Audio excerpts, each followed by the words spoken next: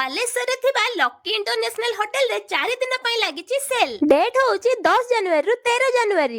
ତ ସେଇଠି ଆପଣମାନେ ମେନ୍ସ, ୱିମେନ୍ସ ଆଉ କିଡ୍ସ ୱେୟାର ପାଇଯିବେ, ଯାହାର ପ୍ରାଇସ୍ 350 ରୁ 500 ଭିତରେ ରହିଛି। ଆଉ ଏଇ ସେଲ୍ ବହୁତ ଭଲ ଭଲ ବ୍ରାଣ୍ଡର ଲାଗିଛି, ଆଉ ଏସବୁ ଖାସ କରିକି ୱିଣ୍ଟର ୱେୟାର ଉପରେ ଲାଗିଛି। କିନ୍ତୁ ଅନେଷ୍ଟ ରିଭ୍ୟୁ ତ ଶୁଣିବେନି?